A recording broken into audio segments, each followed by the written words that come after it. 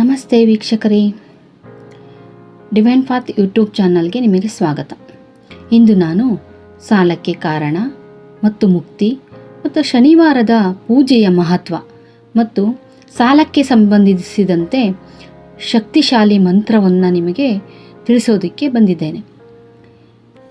ಬನ್ನಿ, ಸಾಲಕ್ಕೆ ಕಾರಣ ಏನು, ಅದರಿಂದ ಯಾವ ರೀತಿ ಮುಕ್ತಿ ಪಡ್ಕೊಳ್ಬೋದು, ಶನಿವಾರದ ಪೂಜೆ ಅಂತ ಹೇಳಿದ್ರಲ್ಲ, ಶನಿವಾರದ ಪೂಜೆ ಯಾವ ರೀತಿ ಮಾಡಬೇಕು ಅನ್ನೋದ್ರ ಬಗ್ಗೆ, ಮತ್ತು ಆ ಸಾಲವನ್ನು ತೀರಿಸೋದಕ್ಕೆ ನಾವು ಒಂದು ಶಕ್ತಿಶಾಲಿ ಮಂತ್ರವನ್ನು ಹೇಳ್ತೀನಿ. ಅದ್ರ ಬಗ್ಗೆ ನಾವು ತಿಳ್ಕೊಳ್ಳೋಣ. ನಾನು ಹೇಳೋದೇನು ಅಂದರೆ, ಪ್ರತಿಯೊಂದು ಸಮಸ್ಯೆಗೂ ಒಂದು ಪರಿಹಾರ ಇದ್ದೇ ಇರುತ್ತೆ. Every problem have A solution. ಅದೇ ರೀತಿ ಸಾಲಕ್ಕೂ ಕೂಡ ಒಂದು ಪರಿಹಾರ ಇದ್ದೇ ಇರುತ್ತೆ. ಹಾಗೆ ಆ ಒಂದು ಪರಿಹಾರ ಯಾವುದು ಅನ್ನೋದ್ರ ಬಗ್ಗೆ ಈ ಒಂದು ವಿಡಿಯೋದಲ್ಲಿ ತಿಳ್ಕೊಳ್ಳೋಣ. ವಿಡಿಯೋವನ್ನು ಮಧ್ಯದಲ್ಲಿ ಸ್ಕಿಪ್ ಮಾಡದಂತೆ ವಿಡಿಯೋವನ್ನು ಪೂರ್ಣ ನೋಡಿ. ಆಗ ಮಾತ್ರ ನಿಮಗೆ ಸಾಲಕ್ಕೆ ಒಂದು ಕಡಿವಾಣ ಹಾಕೋದು ಹೇಗೆ ಅನ್ನೋದ್ರ ಬಗ್ಗೆ ನಾನು ತಿಳಿಸ್ಕೊಡ್ತೀನಿ. ನಿಮ್ಮ ಸಮಸ್ಯೆ ಏನು ಅಂತ ಹೇಳಿದ್ರೆ, ಹಣ ಬರ್ತಾ ಇದೆ ಆದರೆ ಅದು ಉಳಿತಾ ಇಲ್ಲ, ಎಷ್ಟೇ ಸಂಪಾದಿಸಿದ್ರೂ ಕೂಡ ಕೈಯಲ್ಲಿ ನಿಲ್ತಾ ಇಲ್ಲ. ಇದು ಅನೇಕರ ಒಂದು ಸಮಸ್ಯೆ ಆಗಿರುತ್ತೆ. ಆಕಸ್ಮಿಕ ಖರ್ಚುಗಳು ಹೆಚ್ಚಾಗ್ತಾ ಇದೆ, ಸಾಲದ ಸಮಸ್ಯೆಗಳು ಕಡಿಮೆ ಆಗ್ತಾ ಇಲ್ಲ. ಇದರ ಹಿಂದೆ ಯಾವ ಒಂದು ಕಾರಣ ಇದೆ ಅನ್ನೋದು ಒಂದು ಚಿಂತೆ ನಿಮ್ಮನ್ನು ಕಾಡ್ತಾ ಇದೆ. ಶನಿವಾರ ಮಾಡುವ ಪೂಜೆಯಿಂದ ಯಾವ ರೀತಿ ನಾವು ಸಾಲದಿಂದ ಬಿಡುಗಡೆ ಪಡ್ಕೋಬೋದು ಅಂತ ನೀವು ಯೋಚಿಸ್ತಾ ಇರ್ಬೋದು. ಹೌದು, ಶನಿವಾರ ಮಾಡುವ ಒಂದು ಪೂಜೆಯಿಂದ ನೀವು ಈ ಸಾಲದಿಂದ ನಿಧಾನಗತಿಯಲ್ಲಿ ನೀವು ಸಾಲದ ಸಮಸ್ಯೆಯಿಂದ ಬಿಡುಗಡೆಯನ್ನು ಪಡ್ಕೊಳ್ಬೋದು. ಹಣದ ಸಮಸ್ಯೆಗಳು ನಿಧಾನವಾಗಿ ನಿವಾರಣೆಯಾಗಲು ಆರಂಭವಾಗುತ್ತೆ.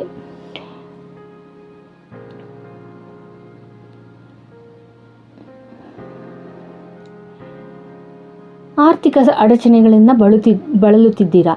ಈ ಒಂದು ಆರ್ಥಿಕ ಸಮಸ್ಯೆಗೆ ಒಂದು ಪರಿಹಾರವಾಗಿ ನಾವು ಒಂದು ಪೂಜೆಯನ್ನು ಮಾಡಬೇಕು. ಯಾವುದು ಅಂತ ಹೇಳಿದ್ರೆ ರಾಹು ಪೂಜೆ. ಈ ರಾಹು ಪೂಜೆ ಯಾಕಪ್ಪ ಮಾಡಬೇಕು ಅಂತ ಹೇಳಿದ್ರೆ, ರಾಹು ದೋಷ ಏನಾದರೂ ನಮ್ಮ ಒಂದು ಜಾತಕದಲ್ಲಿ ಇದ್ದರೆ ನಮಗೆ ಏನಾಗುತ್ತೆ ಅಂತ ಹೇಳಿದ್ರೆ, ಈ ಸಾಲದ ಸಮಸ್ಯೆ ಹೆಚ್ಚಾಗ್ತಾ ಹೋಗುತ್ತೆ. ನಮಗೆ ಯಾವ ರೀತಿ ಸಾಲ ಆಗ್ತಾ ಇದೆ, ಹೇಗಾಗ್ತಾ ಇದೆ ಅನ್ನೋದು ನಮಗೆ ತಿಳಿಯೋದಿಲ್ಲ. ಮತ್ತು ಆ ಸಾಲ ದುಡ್ದಿದ್ದೆಲ್ಲ ಸಾಲಕ್ಕೆ ಹೋಗ್ತಾ ಇರುತ್ತೆ, ಮತ್ತು ನಮಗೆ ಊಟಕ್ಕೆ ಉಳಿಯೋದಿಲ್ಲ. ಆ ರೀತಿಯಾದಂಥ ಒಂದು ಸಮಸ್ಯೆ ಮನೆಯಲ್ಲಿ ಉತ್ಪತ್ತಿ ಆಗುತ್ತೆ. ವಿನಾಕಾರಣ ಜಗಳ ಆಗ್ತಾ ಇರುತ್ತೆ ಮನೆಯಲ್ಲಿ. ಅದರಿಂದ ಈ ರೀತಿಯಾದಂಥ ಒಂದು ಸಮಸ್ಯೆಗೆ ಒಂದು ಪರಿಹಾರ ಮಾಡಬೇಕು ಅಂತ ಹೇಳಿದ್ರೆ ನೀವು ಈ ರಾಹು ಪೂಜೆಯನ್ನು ಮಾಡಬೇಕು. ಈ ವಿಡಿಯೋದಲ್ಲಿ ನಾನು ರಾಹು ದೋಷದಿಂದ ಉಂಟಾಗುವ ಜೀವನದ ಸಮಸ್ಯೆಗಳಿಗೆ ಒಂದು ಪರಿಹಾರವನ್ನು ನಾನು ಸೂಚಿಸ್ತಾ ಇದ್ದೀನಿ. ಈ ಒಂದು ಪೂಜೆ ಮಾಡುವ ವಿಧಾನವನ್ನು ನಾನು ನಿಮಗೆ ತಿಳಿಸ್ತೀನಿ. ಶನಿವಾರ ಅಥವಾ ಅಮಾವಾಸ್ಯೆ ದಿನಗಳಲ್ಲಿ ರಾಹು ಪೂಜೆಯನ್ನು ನಾವು ಮಾಡಬೇಕು. ಈ ಶನಿವಾರ ಮಾಡೋದ್ರಿಂದ ಪೂಜೆ ನಮಗೆ ಆ ಗ್ರಹದ ಒಂದು ಅಶುಭ ಪರಿಣಾಮಗಳು ಕಡಿಮೆ ಆಗುತ್ತವೆ, ಜೀವನದಲ್ಲಿ ಸಕಾರಾತ್ಮಕ ಬದಲಾವಣೆಗಳು ಕಾಣಿಸಿಕೊಳ್ಳುತ್ತವೆ. ಆದ್ದರಿಂದ ಬನ್ನಿ, ಈ ವಿಡಿಯೋದಲ್ಲಿ ರಾಹು ಪೂಜೆ ಮಾಡುವಂಥ ಒಂದು ವಿಧಾನವನ್ನು ನಾನು ನಿಮಗೆ ತಿಳಿಸ್ಕೊಡ್ತೀನಿ. ಪೂಜೆಗೆ ಬೇಕಾಗುವಂಥ ವಿಶೇಷ ಸಾಮಗ್ರಿಗಳು, ಪೂಜೆ ಮಾಡುವ ಸರಿಯಾದ ದಿನ, ಇದ್ರ ಬಗ್ಗೆ ನಾನು ನಿಮಗೆ ತಿಳಿಸ್ತೀನಿ. ನಿಮಗೆ ಈ ಒಂದು ಮಾಹಿತಿ ನಿಮಗೆ ಉಪಯುಕ್ತವಾದರೆ ಲೈಕ್ ಮಾಡಿ, ಶೇರ್ ಮಾಡಿ, ಹಾಗೂ ನಮ್ಮ ಚಾನಲನ್ನು ಸಬ್ಸ್ಕ್ರೈಬ್ ಮಾಡೋದನ್ನು ಮರಿಬೇಡಿ.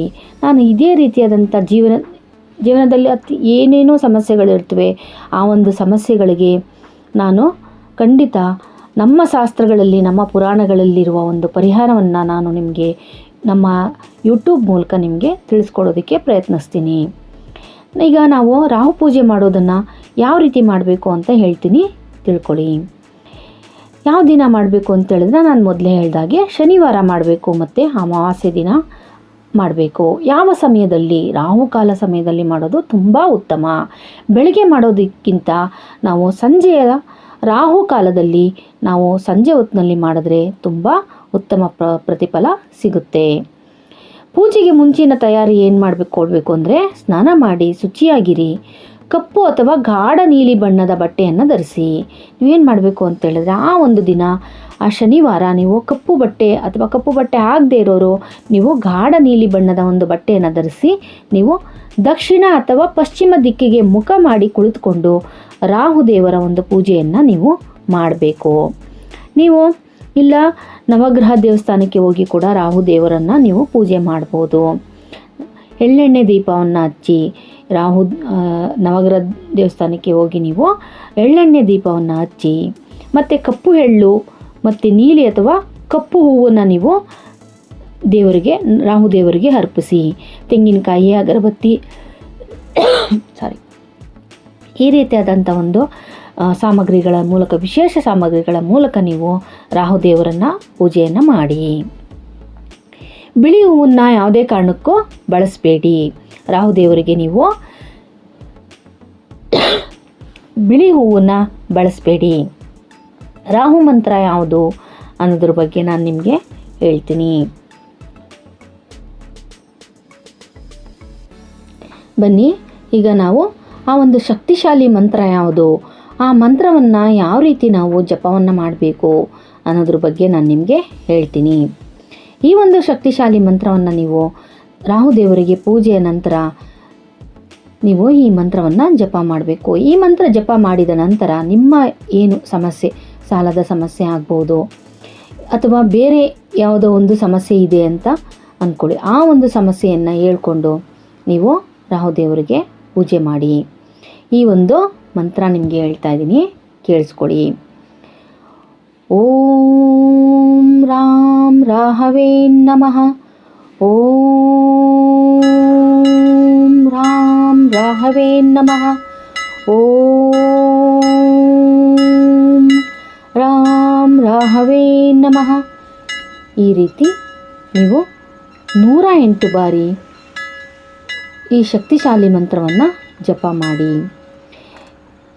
ಇದಕ್ಕೂ ಮಿಗಿಲಾಗಿ ಇನ್ನೂ ವಿಶೇಷವಾದಂಥ ಒಂದು ಪರಿಹಾರಗಳು ಏನು ಅಂತೇಳಿದ್ರೆ, ಶನಿವಾರದಂದು ನೀವು ಕಪ್ಪು ಎಳ್ಳನ್ನು ದಾನ ಮಾಡಿ, ಮತ್ತು ಕಾಗೆಗಳಿಗೆ ಆಹಾರ ನೀಡಿ, ಮತ್ತು ಉದ್ದಿನ ಒಂದು ಕಪ್ಪು ಉದ್ದು, ಆ ಕಪ್ಪು ಉದ್ದನ್ನು ಒಂದು ಹಿಡಿ ತಗೊಂಡು ನೀವು ಸಾಯಂಕಾಲ ಅಶ್ವತ್ಥ ಕಟ್ಟೆಗೆ ಹೋಗ್ಬಿಟ್ಟು ನಿಮ್ಮ ಒಂದು ಬೇಡಿಕೆಯನ್ನು ರಾಹು ದೇವರ ಒಂದು ಮಂತ್ರ ಏನಿದೆ ಆ ಮಂತ್ರವನ್ನು ಜಪ ಮಾಡಿ ನಿಮ್ಮ ಬೇಡಿಕೆಯನ್ನು ಹೇಳ್ಕೊಂಡು ಆ ಒಂದು ಇಡೀ ಉದ್ದಿನ ಕಾಳನ್ನು ತೊಗೊಂಡೋಗಿರ್ತೀರಲ್ಲ, ಕಪ್ಪು ಉದ್ದು, ಆ ಉದ್ದನ್ನು ಅಶ್ವತ್ಥ ಮರದ ಬುಡಕ್ಕೆ ಹಾಕಿ ವಾಪಸ್ ತಿರುಗಿ ನೋಡದೆ ನೀವು ವಾಪಸ್ ಬರಬೇಕು. ಈ ರೀತಿ ಮಾಡಿ.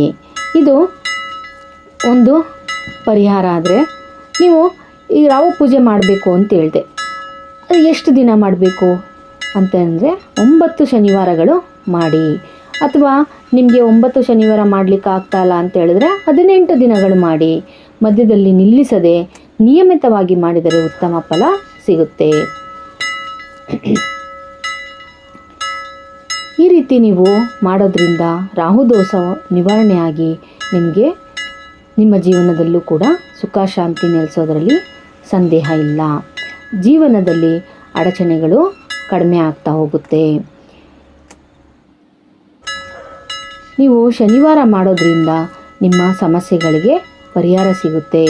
ಆದ್ದರಿಂದ 9 ಶನಿವಾರ ನೀವು ಖಂಡಿತ ಮಾಡಿ ನಿಮ್ಮ ಜೀವನದ ಸಮಸ್ಯೆಗಳು ಏನಿದೆ, ಆ ಒಂದು ಸಾಲದ ಸಮಸ್ಯೆ ಆಗ್ಬೋದು, ಮತ್ತು ಬೇರೆ ಯಾವುದೋ ಒಂದು ಅಂದರೆ ಮದುವೆಗೆ ವಿಳಂಬ ಆಗ್ತಾಯಿದೆ ಅಂಥ ಒಂದು ಸಮಸ್ಯೆ ಏನಾದರೂ ನಿಮ್ಮಲ್ಲಿ ಇದ್ದರೆ ಆ ಒಂದು ಸಮಸ್ಯೆಗೆ ನೀವು ಈ ರೀತಿಯಾದಂಥ ಒಂದು ಪರಿಣಾಮವನ್ನು ಮಾಡಿಕೊಂಡ್ರೆ ಖಂಡಿತ ನಿಮಗೆ ಆ ಭಗವಂತ ರಾಹುದೇವ ಫಲವನ್ನು ನೀಡ್ತಾನೆ. ಇಲ್ಲಿ ನಿಮ್ಮ ಭಕ್ತಿಯೇ ಶಕ್ತಿ. ನಿಮ್ಮಲ್ಲಿರುವ ಭಕ್ತಿಯನ್ನು ಜಾಗೃತಗೊಳಿಸಿ ನಂಬಿಕೆ ಇಡಿ.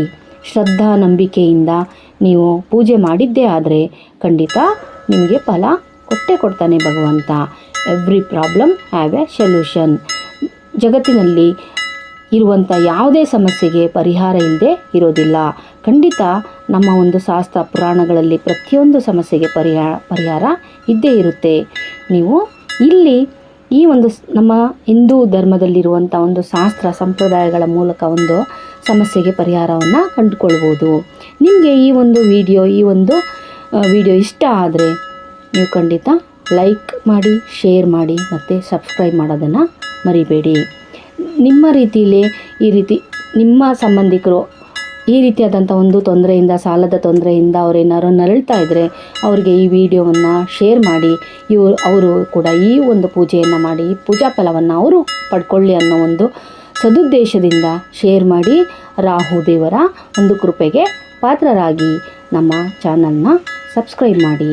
ಧನ್ಯವಾದಗಳು ವೀಕ್ಷಕರೇ.